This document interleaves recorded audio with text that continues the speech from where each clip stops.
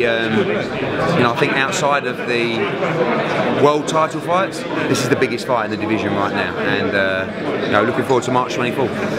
There were some very sensitive topics discussed in that press conference. Were you worried at any point that it might actually get out of hand? Really? Yeah, it always has the opportunity. It always has, you know, the potential to do that. Both guys were spoken to by me. We have a conduct to follow with the British Boxing Board of Control. We can't afford this fight to be cancelled, called off, fighters pulled in. Yeah, there was some talk of racism, some drug cheats, and even some STDs thrown in there as well. But you're going to get that with Dillian Whyte, and you know, he speaks his heart, he speaks his mind, but he also knows how important this fight is. You know, so yeah, listen, all that stuff is promotion, it's them being real, but it sells the show, it's going to put bums on seats, but ultimately, let's remember what this is, which is a really good fight, and as Dillian said, the most important fight of his career so far. What events, for fans who don't know, what events led to Dillian choosing to sign a contract against Lucas Browne? He wanted a test, he wanted to fight one of the top ranked guys, he wanted to be in a fight. Now, Dillian spent a lot of his time over the last sort of 2 years on AJ's cards, and he wanted his own standout event. You know, we got Dillian Whyte is a star. You know, his performance against Elenius wasn't exceptional, but people like watching him. He's a controversial character. He does big numbers on TV. He's done big pay-per-view numbers in the past, and ultimately, we wanted to give him his own show.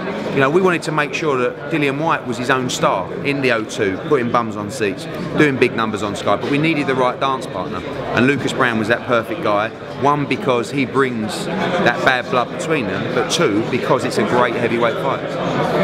Should Dillian win this fight, there's a bunch of options for him. Ideally, is Deontay Wilder next one after this one? Well, you know, Dillian Whyte is #1 in the WBC, so he's the #1 ranked challenger to Deontay Wilder right now. If the WBC were to call her mandatory now, it would be Dillian Whyte.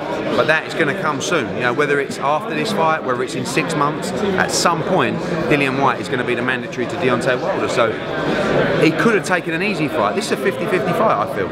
You know, but he could have taken that kind of fight that was actually a lot easier. Just keep ticking over and wait for that mandatory to be called. So, you know, I think we're in a great position.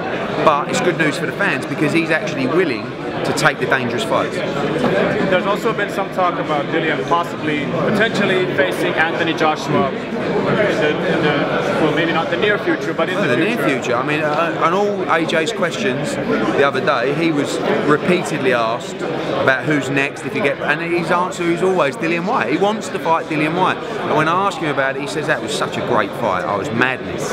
But AJ likes nights like that. He likes fights like that. And Dillian Whyte against Anthony Joshua is a big fight. So that's definitely on the radar.